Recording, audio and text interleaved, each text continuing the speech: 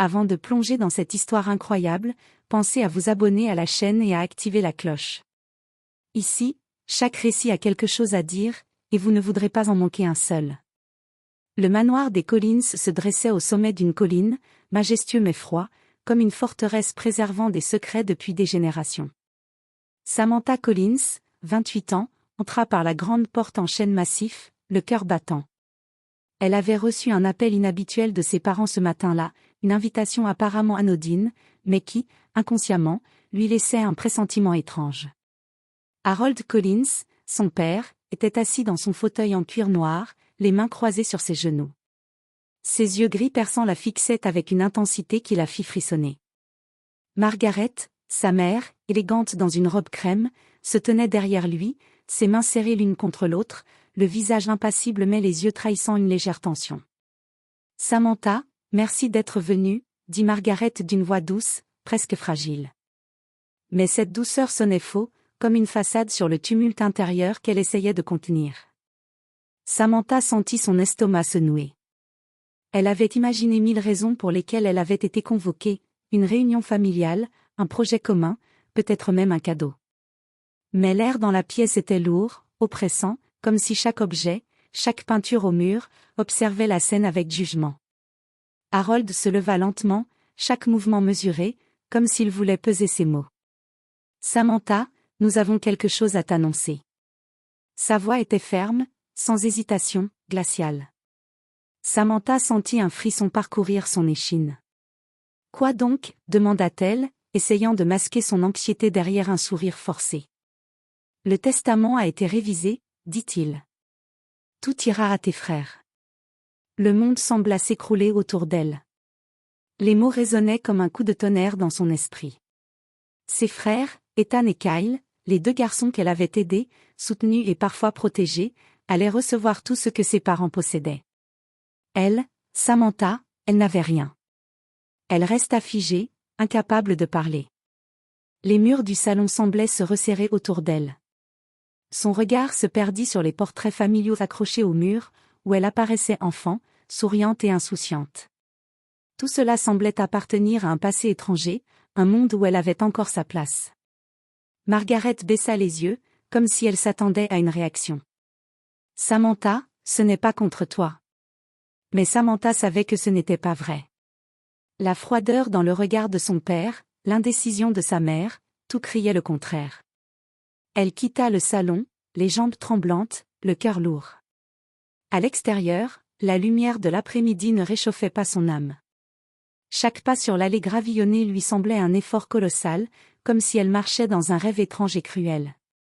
Ce jour-là, Samantha Collins comprit que la vie pouvait être cruelle, que l'amour parental pouvait être partial, et que l'injustice pouvait surgir là où on s'y attendait le moins.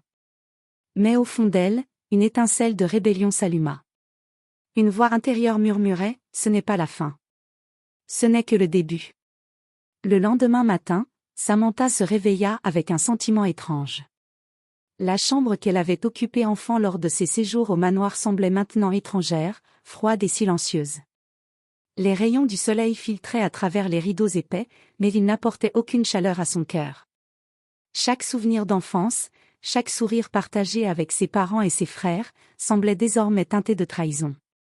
Elle descendit lentement les escaliers, encore sous le choc de l'annonce de la veille. Dans le salon, Harold et Margaret l'attendaient, immobiles comme 2 statues. Leur regard, bien que poli, était empreint d'une froideur calculée. Harold prit la parole le premier, d'une voix grave et ferme. « Samantha, nous devons parler sérieusement. » Samantha s'assit, ses mains crispées sur ses genoux. Elle sentit son souffle s'accélérer. « Oui, je veux comprendre, » murmura-t-elle. Harold soupira, un son lourd et chargé de rigidité.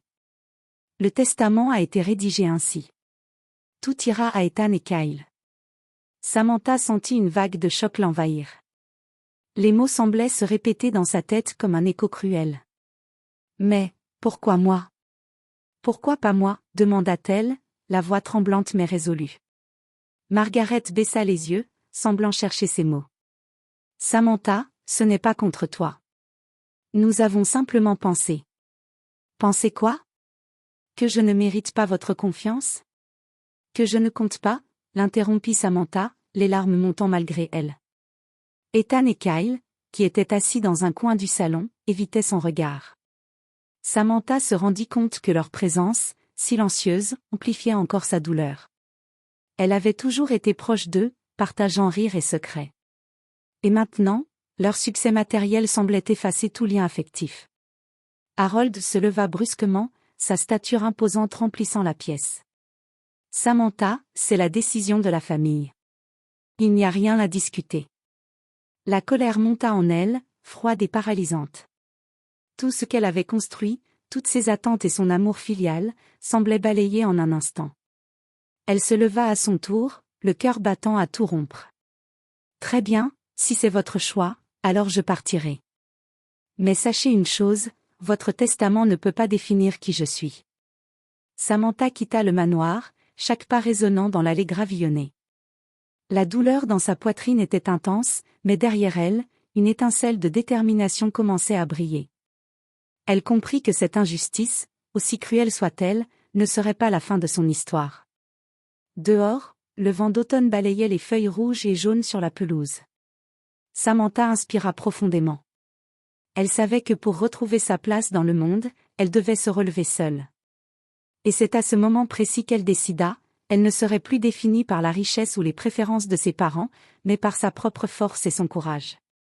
Samantha rentra chez elle, dans son petit appartement en centre-ville, loin de l'opulence glaciale du manoir Collins. Les murs nus et les meubles simples lui semblaient soudain plus chaleureux que le palais familial. Pourtant, malgré ce confort modeste, un vide immense pesait sur son cœur. Elle s'assit devant la fenêtre, les yeux perdus dans la pluie qui tombait en rideaux fins sur la rue. Chaque goutte qui frappait le carreau semblait refléter ses propres larmes, invisibles mais brûlantes. Les souvenirs de son enfance avec ses parents et ses frères se succédaient dans son esprit, les après-midi passés à rire dans le jardin, les nuits où sa mère lui lisait des histoires, les moments où elle avait sacrifié ses propres désirs pour aider Ethan et Kyle à réussir. Tout ça, pour ça, murmura-t-elle à voix basse. La colère, l'injustice et la tristesse se mêlaient en un tourbillon qu'elle peinait à contrôler. Elle se sentait trahie par ceux qui lui avaient donné la vie, ceux qu'elle avait aimés et servis sans compter. Elle passa des heures à réfléchir, à analyser chaque détail, le regard froid de son père, l'hésitation de sa mère, le silence lourd de ses frères. Pourquoi avait-il pris cette décision sans même la consulter? Était-ce par favoritisme, par calcul, ou simplement parce qu'il ne la voyait pas comme digne? Mais dans ce tourbillon d'émotions, une idée commença à germer, et si elle ne laissait pas ce testament déterminer sa valeur? Et si elle transformait cette trahison en force? Samantha réalisa que sa vie ne dépendait pas de l'approbation de ses parents ni de leur argent. Sa valeur résidait dans sa détermination, son intelligence et sa capacité à se relever malgré les coups du destin. Elle se leva, tremblante mais résolue, et ouvrit son carnet de notes. Elle commença à écrire ses projets, ses rêves laissés en suspens, les ambitions qu'elle avait toujours mises de côté pour aider sa famille. Chaque mot était une étincelle, chaque ligne un pas vers sa renaissance. Je ne serai pas définie par eux, se dit-elle, le poing serré sur le papier. Je vais créer ma propre vie, ma propre réussite, et personne ne pourra m'enlever cela. Cette nuit-là, Samantha dormit peu, mais pour la première fois depuis l'annonce du testament, elle ressentit un souffle de liberté. Elle savait que le chemin serait difficile, que sa colère et sa douleur resteraient, mais elle avait trouvé un nouvel allié, sa propre force intérieure. Le lendemain, elle prit une décision, elle ne reviendrait pas dans le manoir pour supplier ou se plaindre. Elle allait construire sa vie à son image, sans attendre la reconnaissance de ses parents. Et dans son esprit, une promesse se forma, claire et silencieuse. Un jour, elle prouverait que son succès ne dépendrait pas d'un héritage, mais de sa détermination et de son courage. Quelques semaines après l'annonce du testament, Samantha se rendit à nouveau au manoir Collins. Mais cette fois, ce n'était pas la même jeune femme tremblante et brisée. Elle avait mûri dans sa douleur, et derrière ses yeux brillants se cachait une détermination froide. Elle savait qu'elle ne reviendrait pas pour supplier, mais pour affirmer sa dignité et obtenir des réponses. Harold et Margaret l'attendaient dans le vaste salon, l'air surpris de la voir si résolue. Les deux frères, Ethan et Kyle, étaient également présents, mais restaient silencieux, sentant la tension monter. Samantha s'arrêta au centre de la pièce, les épaules droites, le regard fixé sur son père. « Je suis venue pour parler », dit-elle d'une voix ferme, presque autoritaire. « Je veux des réponses.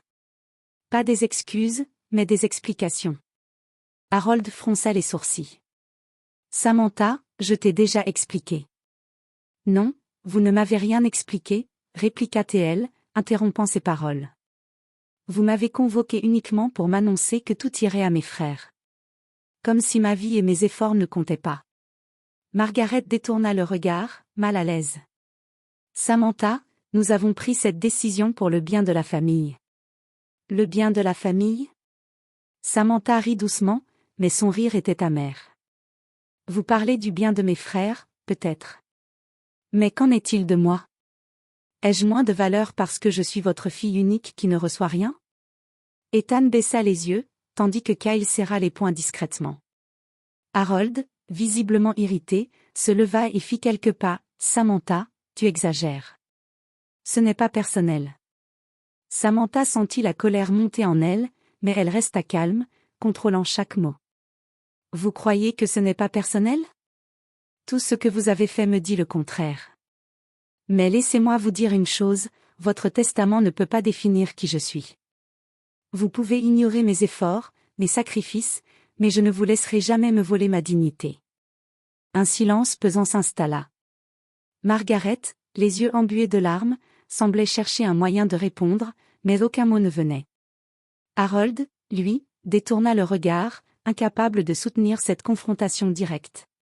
Samantha prit une profonde inspiration. « Je ne suis pas ici pour me battre avec vous ou pour récupérer quelque chose que vous refusez. Je suis ici pour dire que je vais vivre ma vie selon mes propres règles, et que je réussirai, avec ou sans votre approbation. » Elle tourna les talons et quitta le salon, laissant derrière elle un mélange de stupéfaction et de malaise. Ce jour-là, Samantha se sentit plus légère, libérée d'un poids invisible. Elle savait que sa bataille ne faisait que commencer, mais pour la première fois depuis longtemps, elle avait le contrôle de son destin. Dehors, la lumière du soleil frappait doucement les feuilles d'automne. Samantha inspira profondément. Elle ne cherchait plus la validation de ses parents, ni l'approbation de ses frères. Elle ne dépendait que d'elle-même. Et cette réalisation lui donna une force nouvelle, brûlante et invincible. Quelques semaines après sa confrontation avec ses parents, Samantha s'installait dans son nouvel appartement, plus lumineux, plus simple, mais entièrement à elle. Chaque objet, chaque meuble choisi par elle-même, symbolisait sa liberté retrouvée. Les souvenirs du manoir Collins restaient présents, mais ils n'étaient plus des chaînes, ils étaient devenus un moteur. Samantha décida de reprendre ses projets abandonnés depuis longtemps. Depuis l'université, elle rêvait de créer sa propre entreprise de design durable, combinant innovation, écologie et esthétique. Elle avait laissé ce rêve de côté pour aider sa famille, mais maintenant, c'était le moment de le réaliser pour elle-même. Elle passa des nuits entières à écrire des plans, à chercher des investisseurs, à élaborer des stratégies. Chaque petite réussite était une victoire personnelle, chaque obstacle une preuve de sa résilience. Le goût de la liberté et de l'indépendance lui donna un courage qu'elle n'avait jamais ressenti auparavant. Un soir, assise devant son ordinateur, Samantha reçut un email d'un investisseur intéressé par son projet. Son cœur battait à tout rompre. C'était plus qu'une opportunité financière, c'était la validation de sa force, de sa persévérance, de son droit de réussir par elle-même. Elle sourit, réalisant que la colère et la douleur de l'annonce du testament s'étaient transformées en une énergie constructive. Elle n'avait plus besoin de l'approbation de ses parents pour sentir sa valeur. Ses efforts, son talent et son courage suffisaient.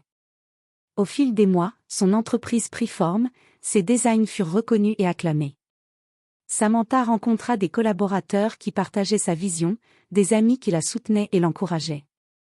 Chaque succès lui rappelait qu'elle avait choisi sa propre voie et qu'elle était capable de créer quelque chose de durable, de significatif. Un matin, en se regardant dans le miroir, Samantha sentit une sérénité qu'elle n'avait jamais connue. Elle avait transformé sa douleur en force, sa solitude en détermination, et son abandon en indépendance. L'histoire du testament, autrefois source de souffrance, était désormais un simple souvenir, un point de départ pour sa renaissance. Elle savait qu'elle ne pourrait jamais effacer la trahison de ses parents, mais cela n'avait plus d'importance. Elle avait trouvé sa propre famille dans les personnes qu'elle aimait et les projets qu'elle avait choisis. Samantha Collins n'était plus une fille définie par un héritage injuste, elle était une femme maître de sa vie, et chaque jour était une victoire sur son passé. Des années avaient passé depuis l'annonce brutale du testament. Samantha Collins avait traversé la tempête de la douleur, de l'injustice et de la colère, et en était sortie plus forte, plus indépendante, plus déterminée. Son entreprise de design durable était florissante, et sa vie personnelle s'épanouissait grâce aux choix qu'elle avait faits par elle-même, sans dépendre de l'approbation de ses parents. Un après-midi, elle décida de rendre visite à ses parents. Pas pour réclamer quoi que ce soit, mais pour affronter les fantômes du passé et retrouver la paix. Le manoir, bien qu'imposant, ne lui faisait plus peur. Elle y entrait avec confiance, la tête haute, ses pas légers mais assurés. Harold et Margaret, plus âgés et marqués par le temps, l'accueillirent avec une certaine hésitation. Les rides sur leur visage semblaient refléter toutes les erreurs et regrets accumulés au fil des ans. Samantha, cependant, n'était plus la jeune fille brisée qu'ils avaient un jour convoquée. « Samantha » murmura Margaret, la voix tremblante. « Nous sommes désolés pour ce qui s'est passé. » Samantha sourit doucement, sentant une chaleur tranquille envahir son cœur. « Je sais. Je ne suis pas venue pour revivre la douleur. Je suis venue pour dire que j'ai trouvé ma propre voie, que j'ai appris à transformer ce qui m'a blessée en force. » Harold, les yeux humides, ajouta, « Nous avons été injustes, et nous le regrettons. » Samantha hocha la tête, mais il n'y avait ni rancune ni colère dans ses gestes. Elle comprit que le pardon ne signifiait pas oublier, mais se libérer de la prison de la douleur. Elle avait appris que la valeur d'une personne ne dépendait pas de ce qu'on lui donnait, mais de ce qu'elle choisissait de construire elle-même. Elle passa l'après-midi à parler avec ses parents, non pas comme une enfant en quête d'approbation, mais comme une femme affirmée. Elle raconta ses réussites, ses rêves accomplis et ses projets futurs.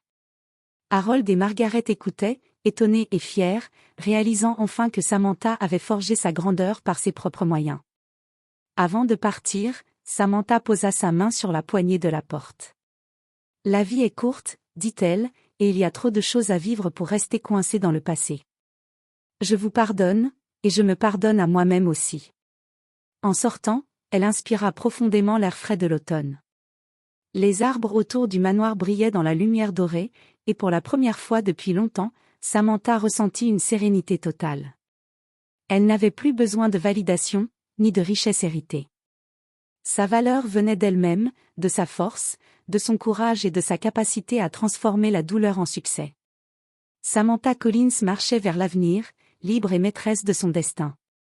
L'histoire du testament, autrefois symbole de trahison, était maintenant un simple chapitre de son passé, transformé en une leçon de résilience, de détermination et de liberté. Elle sourit, confiante, la vie n'avait pas été juste, mais elle avait été la seule à décider de la rendre belle.